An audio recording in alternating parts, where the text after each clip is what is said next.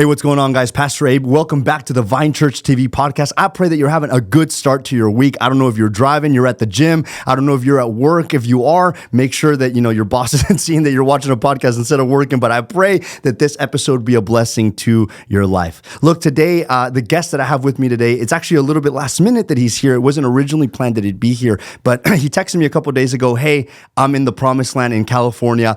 We went to go get dinner yesterday, and we were having such a good conversation that I was like, we got to get this on the podcast. So it is my privilege and my honor to have with me my friend Edgar. Great to see you, bro. Awesome to have you in California. How you like California? Man, I've seen the sunset against those mountains. Makes me rethink the skylines of Chicago. Oh, bro. I know, man. I know. We have siblings, two brothers that are from Nigeria. And the younger one, Benson, shout out brother Benson. We were driving the other day in my car, and he's like, man, I can't get used to the fact that everywhere we drive, there's mountains. Like, there's mountains everywhere, right? Yeah. And I was telling him that because when they got here from Nigeria, they studied in Indiana. Okay. And bro, and I was telling him when we were in Ohio, same thing, bro. It was just like flat, like just, You can see the skyline of Chicago. Yeah. From miles away. Yeah. Miles. I think from Michigan, you can see the skyline. Really? When the sun hits it a specific way. No way. You can see the skyline. Yeah. But out here is those mountains, man. It's beautiful. And you're in the mountains right now. You were in por ahí por Santa Cruz area, right? Yep, that's right. Santa Cruz area. So it's awesome to have you here, bro. So cool. I didn't know you were going to be here, but I'm so glad that you reached out. And thank you for clearing your evening to be here with us tonight. It means a lot to me. I want to just quickly. Shout you out. Of course, you didn't ask me to do this, but I have to do this. Okay. I've from the short time that we've known each other, that has now been for about almost a year, right? A year, some. In that short time, I've seen your passion for the next generation, which is what we're going to be talking about tonight. But I've also seen your humility, bro. And by that I mean, we met and we clicked. I want to talk about that, right? We clicked right away, and then shortly after, you reached out to me, almost a year later about a conference that was happening out in Ohio that you were a big part of, and you invited me to be out there to be able to share the word of God with a couple thousand kids out there, and such an honor, bro. That because I know you and I've known you now a little bit over this year, and I know that you're just as capable, and you're somebody that God also uses in ministry and teaching and preaching, and I think a lot of other people might have been like, no, I'll do it, but just the fact that you were so humble enough and cool to be like, hey, you know what, my friend, why don't you come out and do this? I honor that, bro. I really do. It's the spiritual part where the right people need to be at the right place. Praise God. And the minute I met you, it was one of those things, man. If I can't do it, he can do it. And praise God. It's one of those things where every single time that an opportunity has come up, you've been one of the people that have come to mind. Praise God. Knowing that God has equipped you, God has prepared you in many amazing ways. That if I can just open a door for you, glory to God, man, to get you where God has and the big plans that God has for you, I'm excited for you. No, bro, thank you, man. That conference, and I know it was many awesome, more man. Events and many more stuff. Come on, praise God. In Jesus' name, bro. A lot more. Yeah. Let's talk about really quick how we met. For sure. So I was invited to speak at a conference called Eleva in Los Angeles. I was invited by Evelyn, who we both know, and Phil, by them. They invite. I think you saw Phil today, right? I saw Phil. Yeah. So shout out Phil. Shout out Phil. Yeah. I remember I had preached at one of their churches in Concord, Iglesia La Jornada. I preached there a couple times, maybe like 4 or 5 times. And on that last one was their Easter Sunday. I preached for their Easter Sunday, and Evelyn was there. Her brother is the youth pastor, Pastor Lee. Shout out you. A lot of shout outs on this podcast. Too many. Yeah. And he was there, and she was there that day. And we talked. She told me, hey, there's this conference coming up in LA. I'd love for you to be a part of it. Fast forward, God opened the way, and I was out there that weekend. I gave a session on preparing and cultivating culture for the next generation and submission. Submission. That was that was the core of everything. Like how that's so important as the next generation to submit to leadership. And that's a tough one. That's a really tough one. You know a lot about that. I know a lot about that. It's tough. But while we were, teaching, I was, teaching that session. I think you were in my second or the first session. In your second. You were in the second session, right? Or were you in the first? Because I remember you I weren't. was on the first one. You were because going to the go to second another one one, needed right? To rush. Yes. I was on the first one. Yes. And you, I think we're going to go to another one, right? I was going to go to another one. Yes. So I had 3 people with me that day. Yeah. And they went to their own, and I couldn't find them. So I'm like, let me jump into this one. Sure. It was yours. Yeah. It was completely one of those things where it was God. unexpected. Yeah. It was, I'll just go to this one. Yeah. And as soon as I heard you speak, kid you not, dot by dot, my story. Yeah. You know, to the point where you were talking about your sister, Yeah, right? yeah. Becoming an engineer and all these. Yeah. Is that right? I'm the engineer, but she's the one going into medicine So and medicine, right? Medicine, and your dad and all these things. I'm like, man, that's my story, man. Yeah. And then your creativity. See. And I remember you giving that workshop. It's like, if I could ever give a workshop, it would be exactly that. This workshop. Wow. So that's how I internally, I'm like, man, if I wanted, if I don't have the capability, but if someone can do it, sure, it's my friend Abraham. Sure, praise God, man. And I remember walking out of that workshop, running to my wife and telling her, I remember you told me. I met this guy. And I think he's my twin. Yeah. I think he's, I don't know him. Yeah. But I like him. Yeah. And my wife, and then after that, what happened? We had lunch. Yes, that's right. My wife was like amazed. Yeah. She was like, you guys are twins. You guys are twins. Yeah, you're just taller than me, and I wish we were twins in that regard. But hey, no, but it was so cool because we had so many things, in common. Just life experiences, ministry experiences. You live in Chicago. That's right. But you're very much involved in ministry. You're very much involved also on the media side. I love the media side. I tell our media team over here that if it wasn't for preaching, I would love to be. There's nothing for me better than being in the back in the booth and controlling things. Pro presenter. Oh, bro, musician too. You're a musician too. Yeah. And so we had, a lot of similar experiences growing up in the church. I think that you and I both have a lens into ministry that not a lot of people have. I know, of course, there's other people that have it too, but this is kind of what I want to focus on today. So you and I both grew up in Hispanic churches. Our parents are Hispanic background, obviously. Are you leaders of churches? My mom was a deacon of church for many years. Yeah. And your parents' nationality, are they both Mexican. from the same, both Mexican? Okay, yeah, mine too. Both Mexican. Where in Mexico? Guadalajara. Oh, Guadalajara. My dad from Guadalajara, my mom from Michoacan. Okay, cool. But both Mexican. Both Mexican. So they're over here in the U.S. You grew up, right, in a Hispanic church here in the U.S. I grew up in a Hispanic church here in the U.S. And then later on in life, right, I've shared my story before. There was a moment in my life where I served as a worship pastor at a English church, English-speaking church. It was Sunnyvale International Church.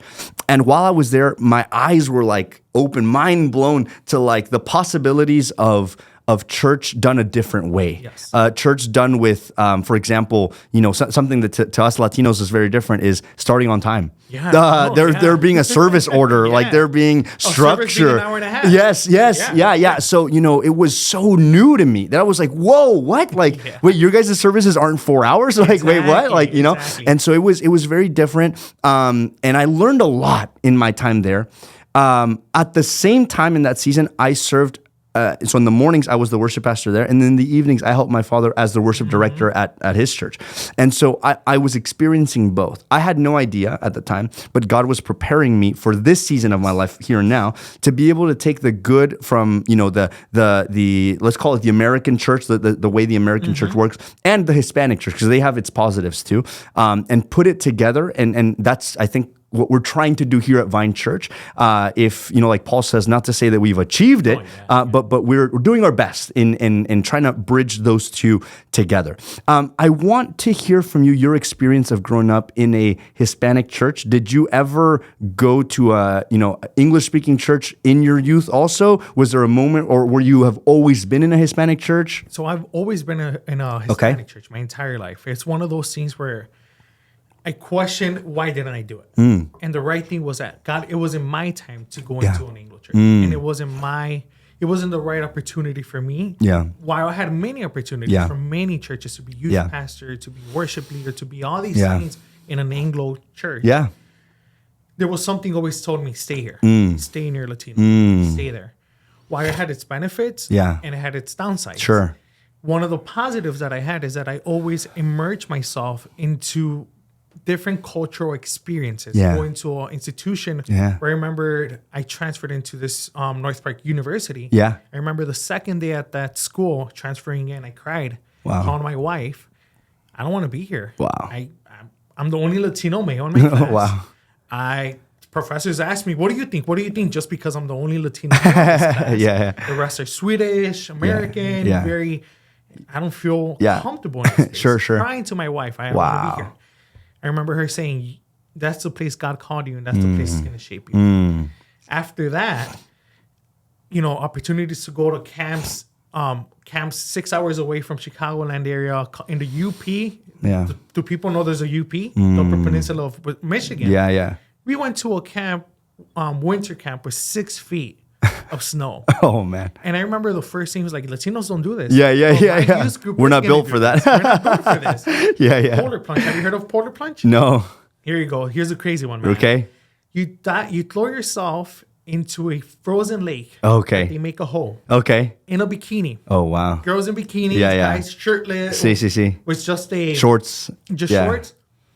And kid you not, they jump in there and run into a sauna. Oh. And kids do it for So it's like a cold plunge, but in like the lake. But like they do it for fun. And these kids are going in and out. I'm like, it's crazy. Yeah.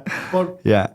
it was those culture experiences that shaped my development. Sure. That made, hey, there's more opportunity. There's more that our students can learn. This previous year, this summer, one of my students, one of my first students who ever went to camp, the first summer that we started, I believe it was 2016, the first year we went to camp. She became the first Latino program director at that exact camp. And that was always a vision, to give our Latino students opportunity to lead in places where they're never meant to be. And my senior pastor, that was a vision too. We want our students to get educated, and we want them to also be leaders in places that they're usually not. Sure. Not able to be part of or be included into. Sure. So all these experiences, I've always had the great opportunity to lead in places that simply were not part of my cultural experience. Sure. So I would always say I had to be that person who would take the whipping, would take the backlash, or would have to step out of my cultural norm to build the pathway for those behind me. And that was just the role that I took.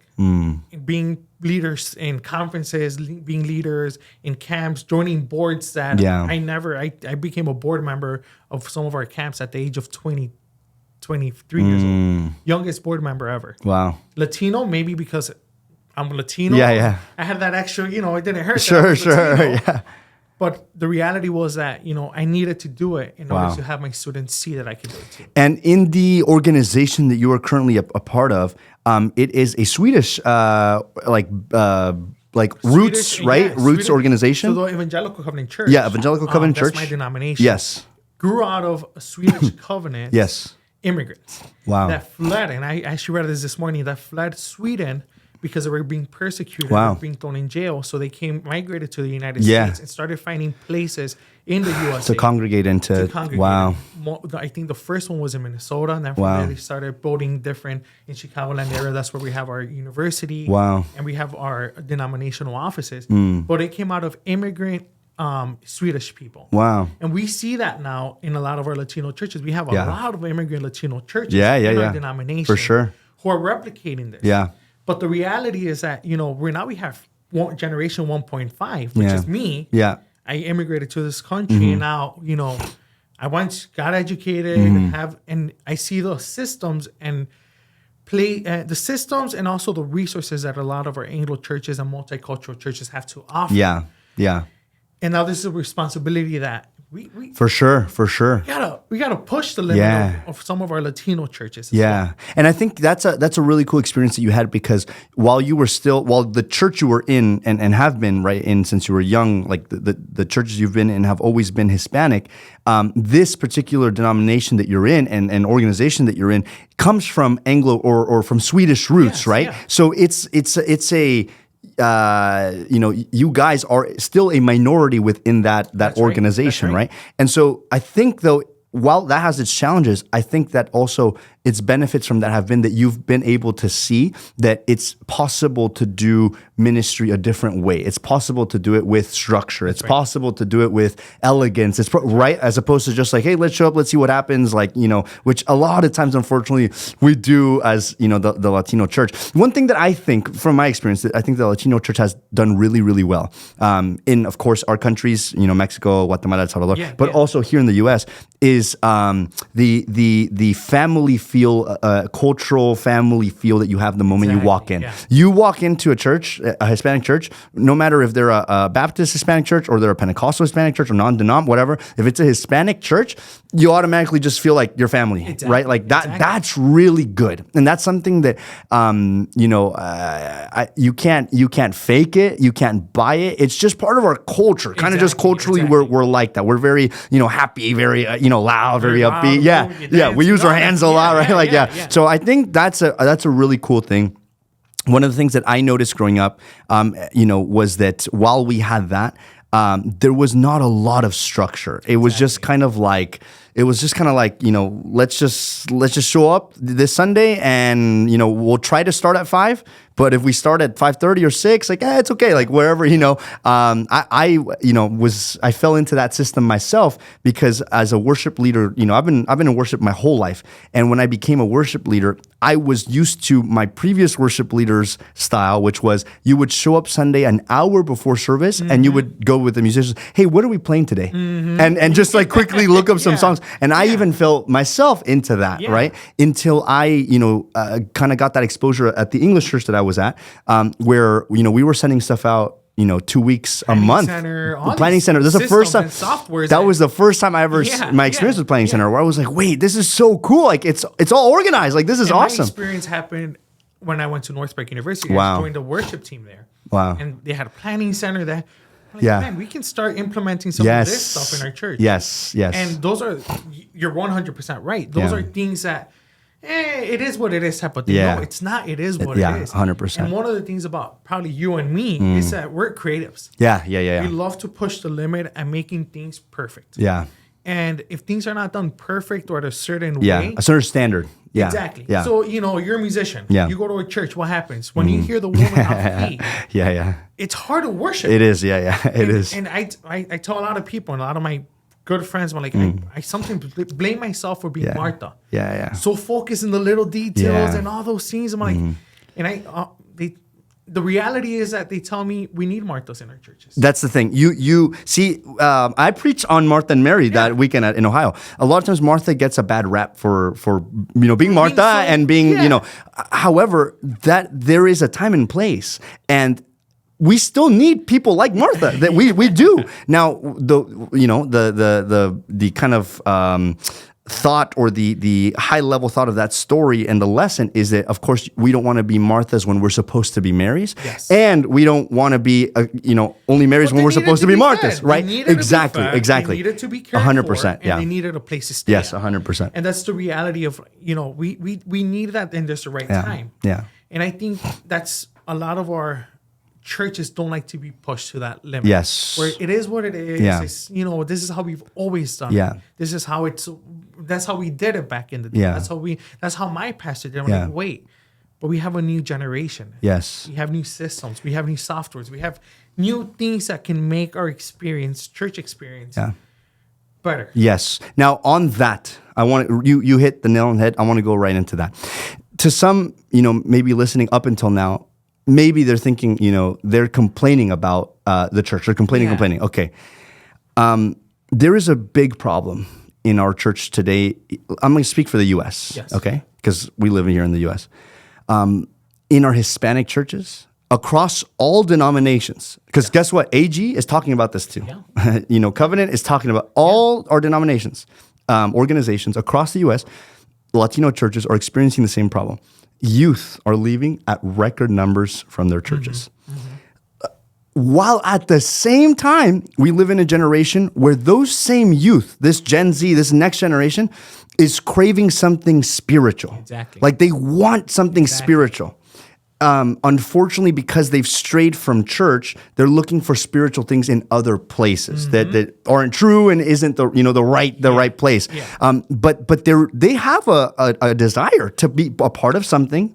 They have a desire to know about God or know about the, as they call it, the universe or whatever's bigger than them. Like there's this desire in them. Yeah. So if that's true, right?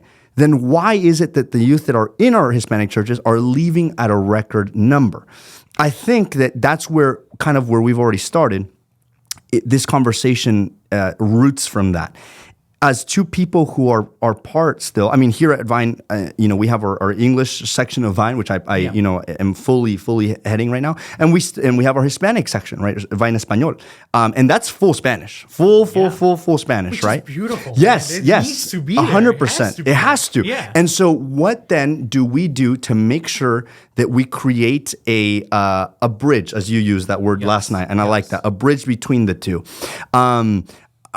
I think that reason is why we are, and we, as we started the pod, right, we started right now talking about maybe some of the challenges that we've ourselves experienced. Let's start there. Okay. What are your top 3 things that you growing up in a Hispanic church, were maybe frustrating to you, or maybe you were like, it's just like, I've seen it been done better, but like it, as you go into that, let me share something really quick. I remember we had this young girl here at our church who she moved, so she no longer lives here in California. But I remember when we were young, she would bring her friends to church. Like she would bring anybody to church. And then after some time, she kind of stopped. And I remember one day I talked to her and I was like, hey, why is it that you used to bring your friends all the time and now you don't? And she told me, she's like, well, it's just like I've brought them, but it's not really their style. Okay. She goes, I've brought them, but they don't really feel like they fit in. And I didn't know it at the time. I mean, I was around her age, so I'm not processing this like as a leader or anything yet until in this season of my life. I think back to that conversation. And I think to what are the things that if we could just adjust, not about the gospel, because the gospel doesn't change. It's the same yesterday, today, and forevermore. Right. But the structure, the way we do church, the systems. What are the things that we could change? Where we could go, all youth at church could go, I want to bring my friends. Like they'll like it here. Yeah. So give me like top 3 kind of things that were frustrating. Number 1 first is structure. Yeah. I think you're saying the right word. Structure needs to be part of our churches. And we think starting on time is structure. That's not structure. That's a part of it. Yeah. But I think there needs to be the right teams. Yeah. People leading in the right ministries, in the right locations, not just volunteer based, but also being valued volunteers. Yeah. I think that's the one thing that a lot of our senior Latino leaders need to understand. Yeah. That our generations are growing up with structure. Going to universities where there are professors who are not Latino but are white. Yeah. And our structure. Yeah. That another thing is understanding that structure is going to happen at their jobs. It's going to happen at their lifestyle. It's going to. It's a whole new way of living. Yeah. That they need to start seeing in their churches. And if they don't see that in their churches, they're going to get frustrated with their churches.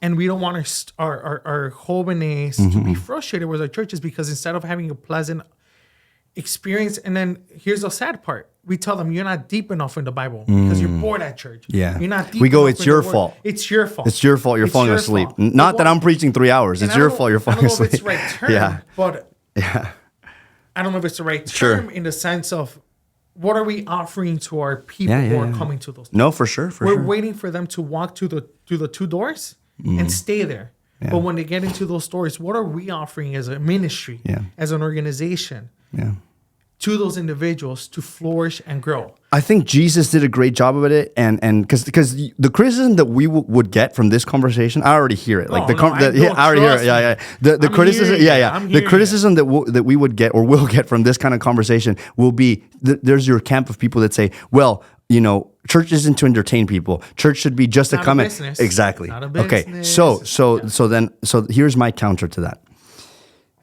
The multitudes followed Jesus. Why did they follow Jesus? Did they follow him because of how he preached? Why did the multitudes follow? The multitudes followed Jesus for two reasons. Number one, because he spoke with an authority that their leaders, their other rabbis of the time didn't have. I mean, this guy, of course, he's Jesus, he's the Son of God, so he has authority. So number one, it's the Spirit of God. That's number one. That's right. But number two, he fulfilled their needs. Exactly. If they came and they were sick, they got healed.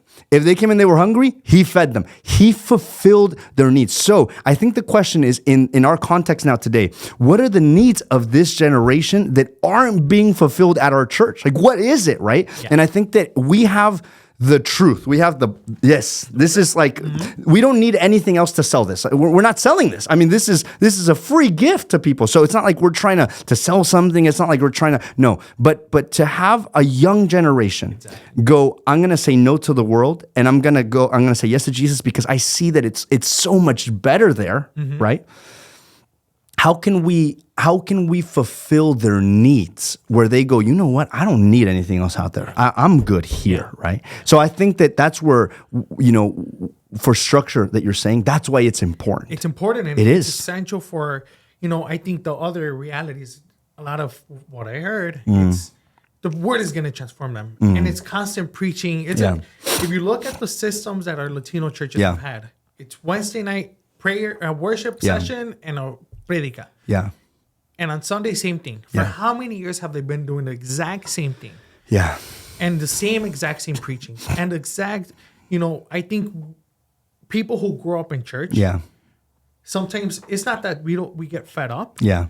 But we simply need more. Yeah, yeah. And by that more, we need the structure. Yeah. We need the systems. And they're like, oh, well, then they blame us. Yeah. For no, it's your fault because you're not being deeper. It's your fault because you're not doing this. No, the reality is that we are looking at other places who do offer these opportunities. And one of the things is we're not losing a lot of people to, because I see a lot of young adults. Who are, oh my gosh, passionate for Jesus Christ. Go there. Passionate for the, I know where you're going. For the kingdom. Passionate.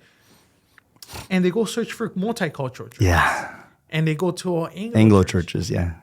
And then so it's not like they're going to El Mundo. No. They're just like, I want more of Jesus somewhere that's structured. Like, and then they're taking our holiness. No, we're not taking your holiness. If your holiness is being fed, if your holiness is being nurtured, if your holiness is being structured, if your holiness is being shaped by this other entity, you're not losing nothing. Yeah. But pray and praise God. Yeah. Because that woman is still in the kingdom, is still doing God's work, for sure, and is still wanting to be part of the church. We're not losing them, and that's, of course, right. Like, that's, people don't see it that way, but it's best case scenario that if they leave their church, they're going to go to another church. Yes. Worst case scenario is they leave your church and they go to a rave or they go somewhere else. Like that would be worst case, right? But they are going to another church. So you just hit on something. Again, they are hungry for God. They're hungry for being closer to God. I think that, to wrap that section up of structure, I think that we see structure in schools. Imagine you sent your kid. You just had a baby girl, right? Yeah. Congratulations. Your baby. Yes. She'll see this in a couple years. Yeah, she'll see it in a couple. There you go. Yeah. Leia, you too. Awesome. No. I think that you just had your baby girl. As you start looking into schools where you're going to send her, would you send your daughter to a school that's like, we don't know what time we're going to start, and we don't really know what curriculum we're going to give, and for the next 5 years of her developmental education, it's going to be the exact same lesson for the next 5 years? Would you send her there? No. Exactly. But now let's make it realistic. Yeah. Do I want to send my daughter to a church, or do I want to be part of a church where my family member is going to be the one teaching it? Where my that's the reality. Yeah. Where it's just family on family, small mentality. Yeah. Well, let's try to find the next volunteer for the next season of their life. No, let's find the churches, and that's one of the questions my wife and I had. Yeah. What are the churches and the ministries that we're going to be part of that are going to nurture our daughter? Yeah. For her stages in life, for her spiritual development. Yeah. And we're young couple, because I realized that I'm an adult now. There you go. Yeah. It hit me hard. I know. Yeah. No more young adult. Yeah. But the reality is that I'm thinking about that stuff in our churches, and where is our Latino churches offering that? And if they are, what Latino churches, what are the percentages of our Latino churches who are offering that? We had people from, I'm even going to speak about our church here. Yes. Okay. Because we've had a drastic growth, bro. Like it's been drastic overnight. As it felt overnight, it wasn't overnight. It was over many years, but it felt overnight, and it felt like a whole 180, like of just how we did church. Right now, Brother Danny is here. He's behind the cameras. I know that he, used to be a part of this too. Where when we were at our other church at La Hermosa, there was a time where him, other youth, and even including myself and another friend of mine, on, I think, was it Tuesday nights or Wednesday nights that we would go to Tuesday. There was another church here in the Bay Area that at that time, this is years ago, at the time on Tuesday nights, they used to have a young adult youth night. Bro, Tuesday night at like 7? Almost like 800? Like 800? Like 800 to 1,000 kids on a Tuesday night, bro. Bro, we could barely get kids in, when I say kids, like young adults or jóvenes, on the weekend when they have nothing to do. Now think about a Tuesday night, packed out, bro, packed out, and every week packed out. So I'll never forget that I started going, and then one day we run into them, and I was like, "Wait, what are you guys doing here?" They're like, "What are you doing here?" And what I noticed is kind of what you just said earlier. It's not like they were going on a Tuesday night to the club or they were going on they were going to another church where they were like, we just need more. We need to get fed, right? And look, I'm not criticizing any other church. I'm speaking about my own, like the one that I was a part of. We were not doing a good enough job to feed the next generation the way they deserve. Let me put it like that, to be fed. Because at schools, back to the analogy, at schools, we have structure, bro. At gyms, today, people look for gyms that look nice. All gyms have weight. You can lose weight at every gym, but people look for gyms that look nice, where their pictures, that they take look nice. Like aesthetics, all of that counts. The structure counts. The schedule of that gym counts. Your job. When you go looking for a job, you look for a place that has structure. So if in every area of life we have nice structure, organization, and then you go to church and it's like, well, ahí como salga, right? Like, of course, people are, and especially the next generation is going to go, well, let me look for something else. So this is a problem that, again, I think we have across the board in the U.S. Now let's talk solutions. I'm big on that. Here at I always tell our teams here, okay, what's the problem? Great. Now how do we solve it, right? I don't want to just complain. How do we solve it?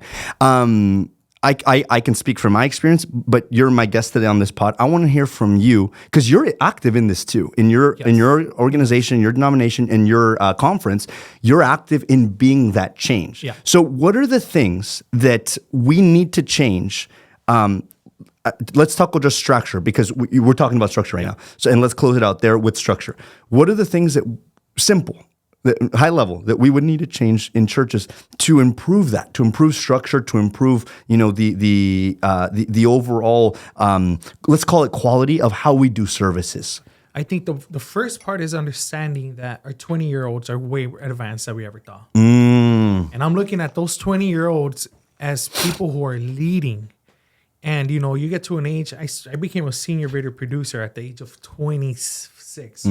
Where I got a senior level position where I was being respected as a senior, being respected as an expert in the topic. Yeah. Where I would go to churches and be like, you're not good enough. Yeah. Or you don't have the expertise. Yeah, you don't have the level of theology that you need. Sure. But I'm talking about these 20-year-old, this generation of 20-year-olds need to be trained up. Yeah. As soon as they start college or come out of college, we need to have programs like 20 for 20, where there's denominations already backing these students up. Maybe they cannot get a seminary degree because they got to work or they got to do this, but let's give them certifications. Yeah. Let's give them peer mentoring. Let's give them opportunities for them to lead in their churches and not be looked down upon. No, they're not just going to be youth pastors. Because let's have them be youth pastors. No, let them preach. That's good. And coach them how to preach. And if you cannot offer that to that student, send them somewhere. Find the right person. For sure. I think that's the most important part. Understanding that there's people who are going to water it, the seed. There's people who are going to plant the seed, and there's people who are going to see that seed flourish. And it goes to the ego. Yeah. It goes to the ego of the leader. Yeah, of course. But understanding that maybe that student needs to go away for some time. Yeah. maybe that student needs to go somewhere, or that 20-year-old needs to do something different from your ministry. Allow them to flow. And I think we got to see that. We got to stop, bro, seeing it as like, you just said, an ego or pride. We got to stop looking at it from a prideful lens and see it more as an investment, man, into their life. It's not even for us, into their life, because they're also, they have their own ministry. Yeah. But part of it too, right? For the church too, it's an investment. I had a conversation with one of our worship leaders. Not our worship. We have a worship director here, but we have multiple worship leaders who lead worship, right? And so I was talking to one of them. Well, actually, I talked to 3 of them recently, but particularly that conversation started with one of them. And I told him, hey, look, if you ever see in the area that there's a conference, right, for like youth leaders or anywhere in the U.S., for worship, for songwriting, tell me, and we'll sponsor it and go. Because 1, you're going to grow. And 2, as a church, we're going to benefit from that. Exactly. Now, I would be so close-minded as a leader to go, no. You're going to have to figure out here. I know we don't offer it, but you'll figure it out. Yeah. What? Like, no, I would rather send you somewhere to get trained. I'll say straight up. Yeah. Es que nos lo van a robar. Yeah. O es que ya va a haber algo diferente en esa iglesia. Yeah. Y después van a querer cambiar esa iglesia. Yeah. Y van a... Yeah. 100%, man. 100%. If you're saying that, that's because you're missing and lacking something in your own ministry that you're afraid to change. Yeah, 100%. 100%. There's no other way to put it. It would be the same way as if we, as a parent, when your daughter grows up and you go to eat dinner at someone else's house and you go, no, but don't bring her because she might want to stay at this house and not come back to ours, right? Like, no, she's your daughter, right? She's gonna love you, but sometimes she needs a different flavor of food, right? Like, and the reality is, they're growing. Yeah, they're being nourished. Yeah. And the best benefit is for you to say, hey, I one of the things that I'm very proud of and I would never be ashamed of is to say I was born in the Iglesia del Pacto Peniel. Yeah. Period. That was my ministry. That was a place that God made me, He put me in that place with an incredible purpose. My incredible mentor, Javier Cárdenas, who was my pastor. Yeah. Times, processes, moments, growing. And they give you spaces to develop, right? Man, I would have never had the preaching I feel it, man. opportunities. I feel it, bro. Same thing. It's me too, man. Never. Shout out Pastor Perez. Gave me all the opportunity in the world. It's one of those things that you never forget those people. Yes. Mentors and individuals who poured into your life. Yeah. But every person has seasons. Every person has individual personal growth. And that's the beautiful part of the development process, that you need to be watered, and sometimes you need to be moving out, or maybe they need to change you from this plant. Sometimes plants, what happens? They outgrow their... True, out the pot, right? They outgrow Yeah. You need a different pot. You need a bigger space to grow out of. Yeah. And that's the reality of our Latino churches. They need to understand that some of their jóvenes probably need a plant church. I think that, yes, 100%, 100%. For sure. I mean, that's the goal, right? For us to multiply, right? Why are we multiplying? Yeah. Like, oh no, because this joven's going to lead my church. Oh, I'm sorry. It's not your church. And he's not your joven either. No, it's not your joven. It's not your church and it's not your joven. And they're our future of our church. I'm sorry. No. Yeah. That joven needs to reproduce. And that joven needs to grow. And there's a ministry that joven could probably triple the ministry that you had by you allowing him to start and develop a ministry of its own. That's the reality. And that's why I appreciate you so much and your Praise leadership God, man. and the things that you do, because you're doing a lot of things that I would have dreamed of doing. And that's why I honor you and your father Praise God, and man. the ministry that you have, because there's a lot of, man, how old are you? 28. 28. Yeah, bro. Gosh, man. You're at 28 doing kingdom work. Praise God. If you were at a different setting, would this be Abraham? The Abraham that you probably you have this studio, no. This church. No. But you had a leader who said, you need to plant your church. Yeah. You need to envision your own ministry. Yeah. And that's where we need to start. We need to be the wind. Yes. For our jóvenes. We do. We need to catapult them. Exactly. And not detain them. The boat's built. The boat's built. They want to go. These jóvenes are prepared and equipped. They might not have the full theological. Yeah. But if you tell me. Yeah. How many of us fake it till we make it? In our workspace. Yeah. And that's a real term in all of our workspaces. Yeah. Fake it till you make it. Not in ministry, there's no faking it till you know. Sure. The Holy Spirit will make it. Yeah. The Holy Spirit will train you. And the thing is, we preach it, but we don't live it, because we'll say things like God doesn't call the equipped; He equips the called. We preach that, but then when it's time, we go, yeah, but you're not really equipped yet, right? Like, yeah, but not you though, right? Like, don't we do that? And as I'm growing up, I'm 30 years old. I'm 30 now, about to be 31 in. Come on, man. Man, in all 2 right. weeks, I don't even know. 2 weeks? In 2 weeks, I'm all gonna right, be 31. bro. Come on. Happy early birthday. Thank you. Yeah. The crazy part of all of that is that now I'm reminded. Yeah. And I have to remember, hey, there's 20-year-olds behind me that they're gonna make mistakes. Yes, because now you have people under you. For sure. People behind me here are gonna make mistakes. Love them. Yeah. And don't try to limit them. Yeah. But hey, if you can think about it better, let's do it that way. Don't be sometimes there's no's that are really good for the individual. Yeah. But sometimes a yes will push them to do something different. I think that we tackled structure, and I think that it was good. We closed that out. You already went into the next thing that I had, which is perfect, and that is, I agree with you that the first thing that I think we need to better as a Latino church, a Hispanic church, which is called by God, which is ordained by God to be here, and we should be doing great things. We're called to great things. So one is structure. I think the second is developing or laying out clear paths for our next generation to go up the path, to the mountaintop. What do I mean by that? There's a passage in Scripture that says, the harvest is many and the workers are few. In today's church, bro, the harvest is plenty, and we got a lot of workers that want to work. It's not like we don't have the workers. The young generation's like, I'm ready, or I want to, or maybe they don't. Maybe they don't show that they want to because they don't think they can. Exactly. Either they don't believe it, or they believe that you don't believe it. And the reality, they think that danza and the alabanza is the only place they can exactly, 100%. Yes, That's it. Yes, yeah. Aside from danza and aside from the alabanza. And you're like, I have those pies izquierdos, and I don't know how to, I'm not hand-eye coordinated, so I'm cooked, They right? shut down. Yeah. And that's where the media, for sure. Man, I remember having a student who was 12 years old, but handled a camera like a pro. Incredible.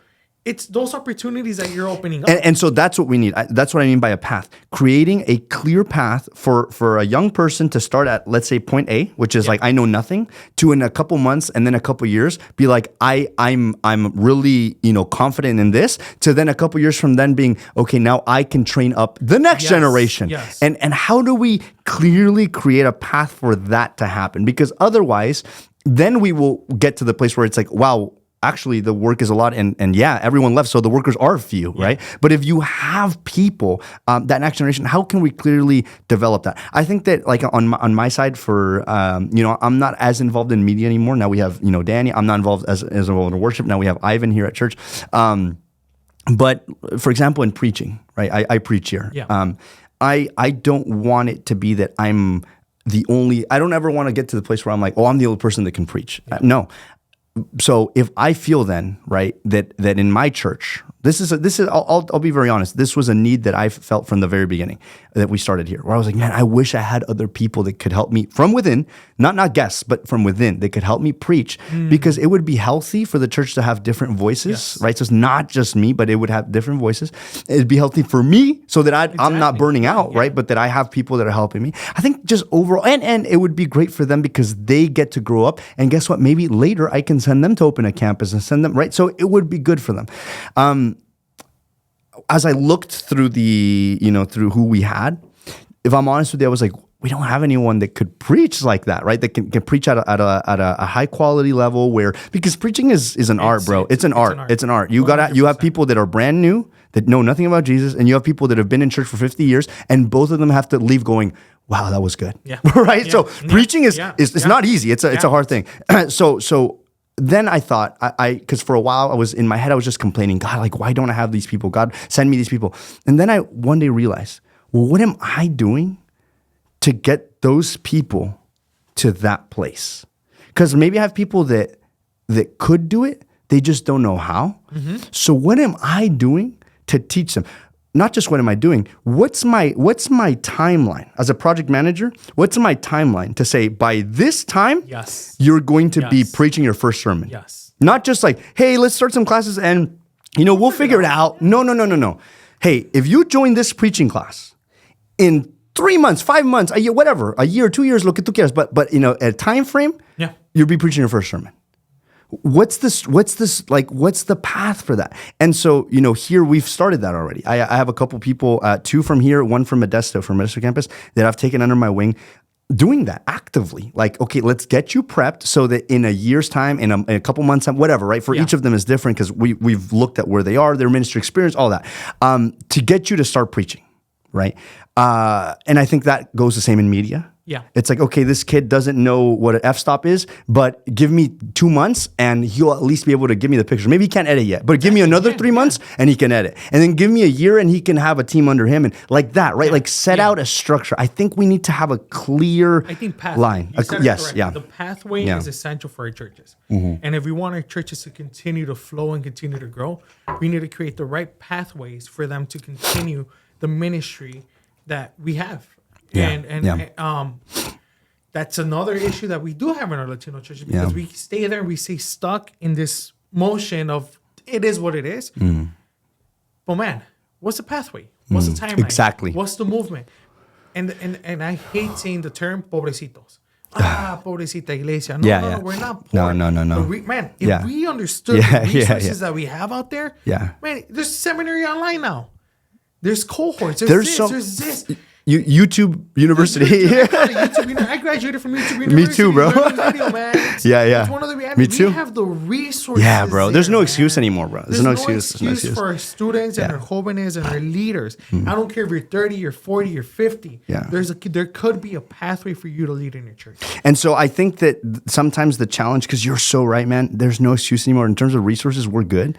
I think the challenge, and I talked about this like 2-3 podcasts ago, is pride, bro. Oh, man. I think that's what it is, man. Because I think as a leader, it's terrible to be in a place to go, if he starts preaching, he might be better than me, and then they're not going to respect me. Or if I teach him how to do the camera, then I'm not going to do it anymore. Like, and that mentality sometimes is what keeps us down so much, bro. My biggest frustration with leadership that I have is when they say, we're not there yet. Or we don't have the resources there. Or we're trying to do this first and then we'll get there. That's probably one of my biggest frustrations with the church. Because my question is, so then what are we doing now? Correct. At this exact what's moment? the time frame? Because the reality is that by the time we stabilize that ministry, 3 years, 4 years, how many generations did we lose? For sure. Probably one generation. Yeah, for sure. So you're not giving me solutions to support the ministry and the jóvenes and the leadership that can be established now. So, but let's get there. We'll eventually get there. We'll eventually find the funds. So like, no. And I've said it to all the leaders. I found the funds already. I found the resources already. How are you going to be my wind? How are you going to say yes to this proposal? How are you going to say yes to this opportunity? Oh, well... No, it's not